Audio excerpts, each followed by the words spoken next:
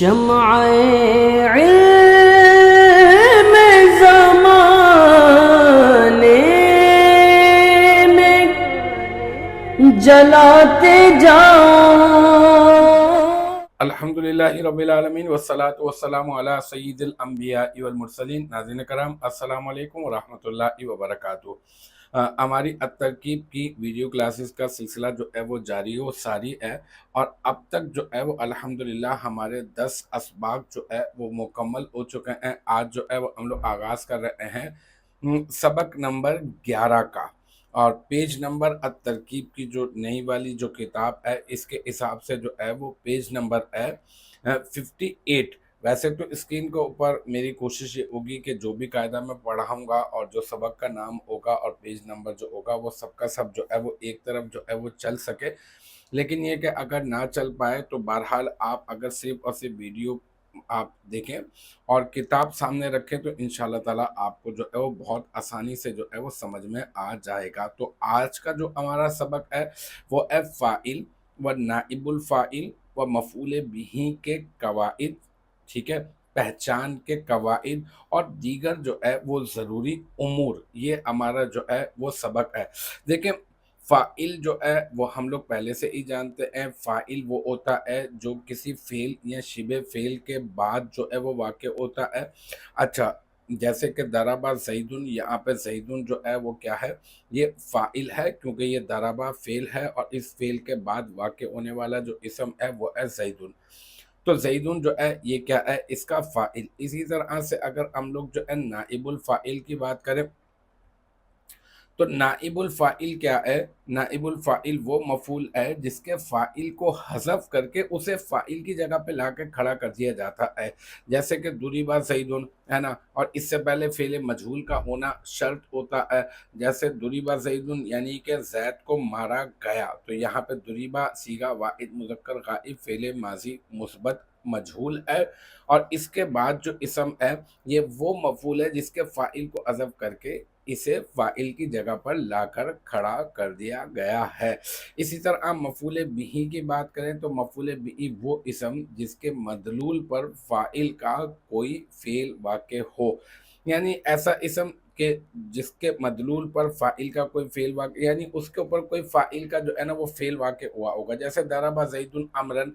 یہاں پہ ضربہ فعل ہے اور زیدن جو ہے وہ فاعل ہے، اور اس زید جو فاعل ہے اس نے مارنے کا کام کیا، مارنے کا فعل کیا، اور اس مارنے کا جو فعل ہے یہ مارنے کا فعل واقع کس پر ہوا، یہ امر کے اوپر واقع ہوا، تو لہٰذا یہ امر کیا ہے، یہ مفعول بھی ہے۔ تو آج ہم لوگ یہی سیکھیں گے فاعل، نائب الفاعل اور مفعول بھی کی پہچان کے قواعد اور دیگر ضروری امور۔ تو آج ہماری کوشش یہ ہوگی کہ جو ابتداءً جو 6 قاعدے ہیں ہم لوگ سب سے پہلے اس کو کر دیں، اور پھر اس کے متعلق جو تراکیب کتاب میں حل شدہ ہیں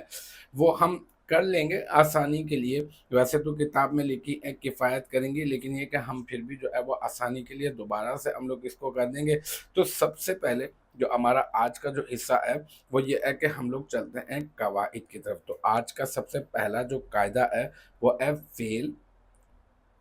قاعدہ نمبر 1، فعل پہچان کے قواعد سمجھ رہے ہیں کہ فاعل کو کیسے پہچانیں گے، مفعول کو کیسے پہچانیں گے، اور آپ نائب الفاعل کو کیسے پہچانیں گے۔ تو فعل یا شبہ فعل کے بعد، اس کے فعل یا شبہ فعل کے ترجمے کے بعد، ان کے بعد واقع ہونے والا اسم کون یا کس نے کے جواب میں واقع ہو سکتا ہو تو وہ فاعل یا نائب الفاعل، اور اگر کسے، کس کو یا کیا کا جواب بن سکے تو وہ مفعول بھی ہوگا، یا فعل و شبہ فعل کے ساتھ ما بعد اسما کا ترجمہ کریں، اگر آخر میں نے آئے تو فاعل اور اگر کو آئے تو مفعول بھی ہوگا۔ جیسے کہ مثال کے طور پر انہوں نے سب سے پہلے جو بات کی ہے وہ یہ کہا کہ آپ کا کام کیا ہوگا اس کی پہچان کے سلسلے میں کہ آپ نے عبارت دیکھی اور فعل یا شبہ فعل کے بعد جو ترجمہ آپ نے فعل یا شبہ فعل کا ترجمہ کیا، اور پھر اس کے بعد جو واقع ہونے والا اسم ہے نا اس کے متعلق سوال کیا کیسے؟ جیسے ضربا زیدن امرن، یہاں پہ ایک عبارت ہے، یہاں پہ جو فعل ہے وہ ہے ضربا، اور اس کے بعد دو اسم ہے، ایک زیدن اور ایک امرن۔ اب ہم یہ جاننا چاہتے ہیں کہ کون سا جو ہے وہ فاعل ہے اور کون سا مفعول ہے۔ تو ہم کیا کریں گے، ضربا ہم نے پڑھا اور ہم نے فوراً سے اس کا ترجمہ کر دینا، ضربا مارا۔ اب آپ سوال کر کے دیکھیں، کس نے؟ تو اب آپ ضربا زیدن، اب آپ جواب دیں خود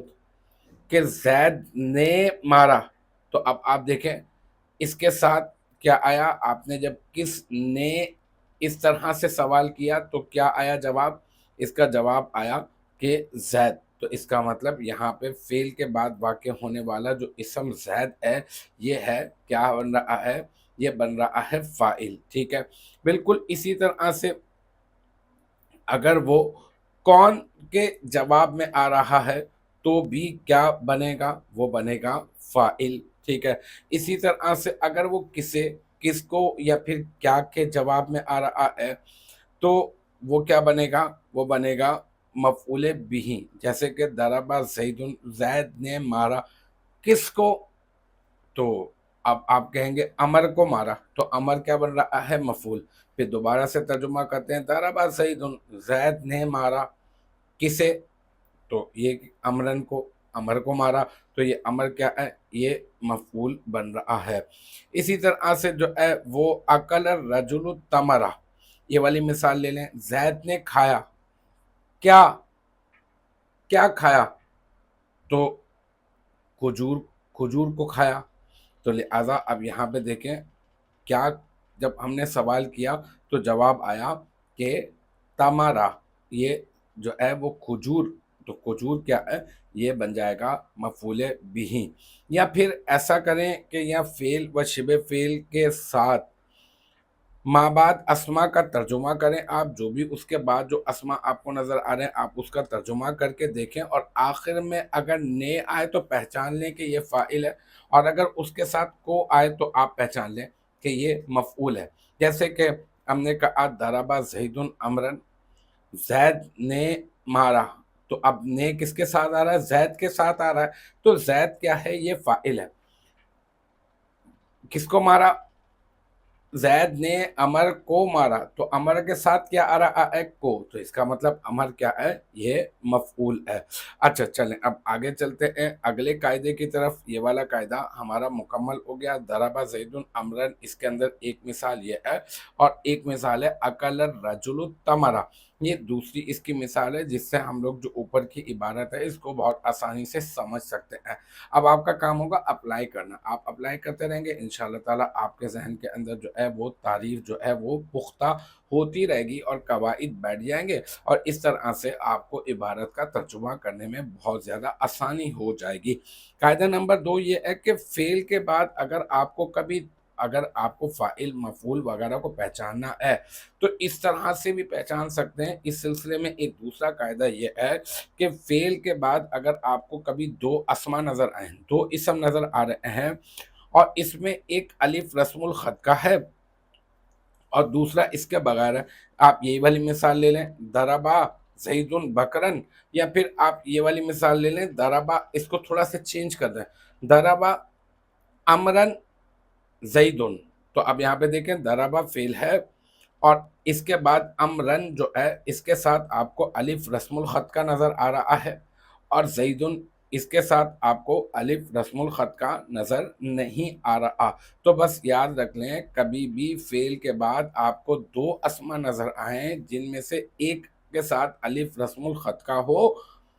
اور ایک کے ساتھ الف رسم الخط کا نہ ہو، تو بس جس کے ساتھ الف رسم الخط کا ہوگا ہم لوگ اس کو جو ہے وہ مفعول بنا دیں گے، اور جس کے ساتھ نہیں ہوگا الف رسم الخط کا ہم اس کو بنا دیں گے فاعل۔ تو اس طرح سے الف رسم الخط کا بھی یہ جو ہے، یہ جو رسم الخط کا الف ہوتا ہے اس کے ذریعے سے بھی ہم فاعل اور مفعول کے اندر پہچان جو ہے وہ کر سکتے ہیں۔ پہلا ذریعہ ہم نے جانا کہ سوال کریں گے کیا، کس نے، کسے، کس کو، ہے نا، تو اس طرح سے بھی ہم لوگ پہچان سکتے ہیں۔ دوسرا ہم نے پڑھا الف رسم الخط کا بھی طریقہ ہو سکتا ہے۔ اچھا، اب قاعدہ نمبر 3 اس میں یہ بتایا گیا ہے کہ فعل کے بعد 2 اسما ہو اور ایک کے ساتھ بھی الف رسم الخط کا نہ ہو۔ مطلب ابھی تو ہم نے جانا کہ الف رسم الخط کا ہو تو یہ بھی پہچان کا طریقہ ہو سکتا ہے۔ اب اگر یہاں پر اگر ہم پھنس جائیں کہ الف رسم الخط کا نہیں ہے تو اب کیا کریں؟ تو اگر الف، ترجمہ بھی نہیں کر رہے ہم لوگ نا، دوسرا یہ کہ الف رسم الخط کا ہم نے دیکھا، اب الف رسم الخط کا بھی جو ہے وہ نہیں ہے تو اب کیسے پہچانے؟ جیسے ضربہ زید امرأتن، یہاں پر دیکھیں ضربہ فعل ہے،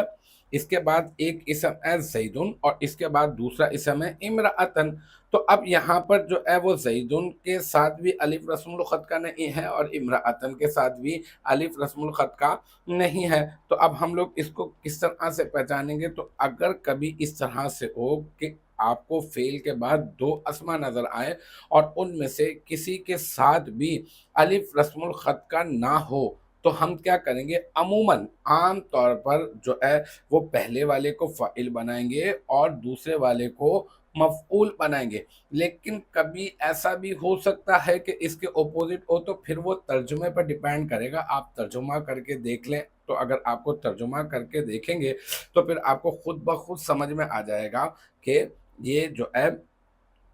وہ فاعل کون بنے گا اور مفعول جو ہے وہ کون بنے گا۔ تو یہاں پر ہماری ایک اور بات سمجھ میں آ گئی کہ ایک فعل کے بعد 2 اسما ہوں اور کسی کے ساتھ بھی الف رسم الخط کا نہ ہو تو پھر ہم کیا کریں گے؟ ہم عموماً پہلے والے کو ہی فاعل بنا دیں گے۔ اب ایک اور چیز سیکھ رہے ہیں، کبھی کبھار تو ایسا ہوتا ہے نا کہ لفظی اعراب جاری ہوتے ہیں اور کبھی ایسا ہوتا ہے کہ محلی یا پھر تقدیری اعراب جاری ہوتے ہیں، مطلب وہ سمجھ میں نہیں آ رہے ہوتے ہیں یا پھر وہ جو ہے نا وہ ہے تو صحیح لیکن محل کے اعتبار سے جو ہے نا اس کے اوپر کچھ اعراب جو ہے وہ یعنی جگہ کے اعتبار سے اس پر کچھ اعراب جاری ہیں۔ تو قاعدہ نمبر 4 میں یہی بات بیان کی گئی ہے کہ فاعل و مفعول بھی کا اعراب لفظی نہ ہو، لفظی اعراب نہ ہو بلکہ اعراب یا تو محلی ہو یا تقدیری ہو، اور فاعل اور مفعول بھی کی پہچان کا کوئی قرینہ بھی موجود نہ ہو۔ یعنی اگر آپ ترجمہ کریں تو ترجمے سے بھی جو ہے نا وہ مطلب بہت مشکل ہو جائے، کوئی مطلب سمجھ میں نہیں آ پا رہا کہ بھئی اب ترجمہ کریں گے تو بھی ترجمہ کرنے کے بعد آپ ڈیسائیڈ نہیں کر پا رہے ہیں کہ کس کو فاعل بنائیں کس کو مفعول۔ الف رسم الخط کا بھی یہاں پہ نہیں ہے، ٹھیک ہے، کیونکہ جو ہے نا وہ اعراب جاری ہی نہیں ہوئے ہیں، لفظی اعراب جاری ہی نہیں ہوئے، تو اب کیا صورت ہوگی؟ تو یاد رکھیں ایسی صورت میں آپ نے پہلے والے کو ہی فاعل بنانا ہے، یہ پھر آپ کے لیے ضروری ہو جائے گا۔ جیسے ضرب الموسی الفتیٰ، یہاں پہ یہ یاد رکھیے گا کہ الموسیٰ یہاں پہ جو ہے یہ حضرت موسیٰ علیہ السلام نہیں ہے، ان کی طرف نسبت نہیں ہے، بلکہ موسیٰ سر منڈے کو بھی کہتے ہیں نا، جس کا سر منڈا ہوا ہوتا ہے۔ تو یہاں پہ الفتیٰ کا معنی ہے نوجوان، ٹھیک ہے، تو ضرب الموسی الفتیٰ، تو مارا کس نے؟ سر منڈے نے مارا نوجوان کو۔ تو الموسیٰ اور الفتیٰ ان دونوں کے اوپر جو ہے وہ اعراب جو ہے وہ لفظی اعراب جاری نہیں ہو رہے تھے، تو ہم نے کیا کیا؟ ہمیں پہچان سمجھ میں نہیں آ پا رہی تھی اور کوئی قرینہ بھی یہاں پر موجود نہیں تھا، تو لہٰذا یعنی یہ کہ ترجمہ بھی کریں تو بھی سمجھ میں نہیں پا رہے تھے، تو لہٰذا اب ہم نے کیا کیا؟ پہلے والے کو ہی ہم نے جو ہے وہ فاعل بنا دیا، یہ لازمی ہوگا۔ اب چلتے ہیں قاعدہ نمبر 5 پر۔ قاعدہ نمبر 5 یہ ہے کہ فاعل ہمیشہ فعل کے بعد ہوگا، کبھی ایسا نہیں ہوگا کہ فاعل جو ہے وہ فعل کے سے جو ہے نا وہ پہلے آ جائے۔ اگر کبھی ایسی سچویشن آپ کو لگے جیسے کہ زیدن قامہ،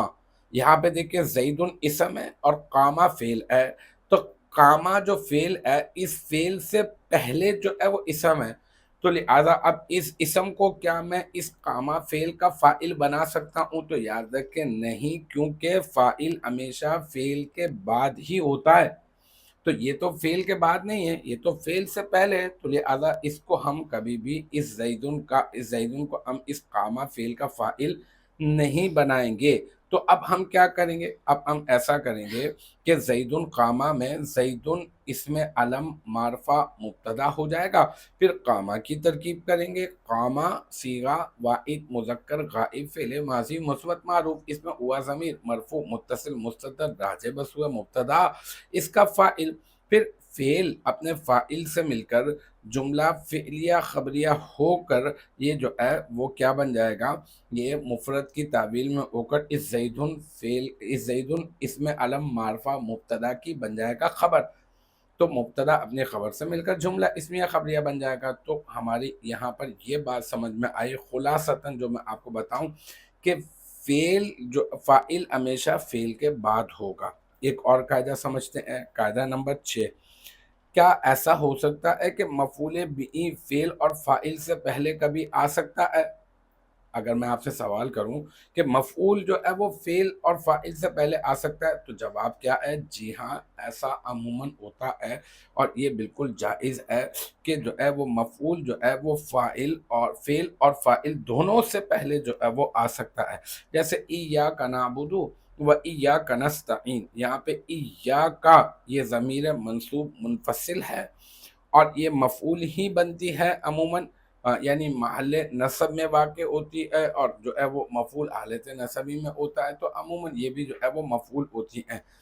اور یہ نعبدو جو ہے یہ کیا ہے؟ فعل، ٹھیک ہے۔ اب نعبدو فعل ہے، اس کو میں آسان کر دیتا ہوں، سمجھا دیتا ہوں اس کی مزید وضاحت کر کے۔ نعبدو فعل ہے، اور اس ایا کا جو پہلا والا ایا کا ہے یہ اس کا مفعول بن رہا ہے، تو نعبدو صیغہ جمع متکلم فعل مضارع مثبت معروف، اس میں نحنو ضمیر مرفوع متصل مستتر اس کا فاعل، پھر فعل اپنے فاعل سے مل کر، اور ایا کا یہ جو ضمیر منصوب منفصل ہے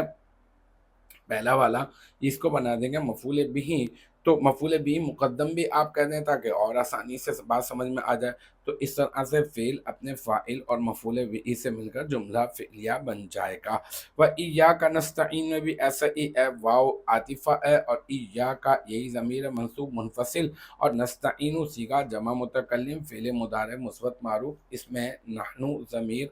مرفوع متصل مستتر اس کا فاعل، فعل اپنے فاعل اور مفعول بھی مقدم سے مل کر یہاں پہ بھی جملہ فعلیہ خبریہ بن جائے گا۔ تو اس قاعدے میں یہ بات ہم نے سیکھی ہے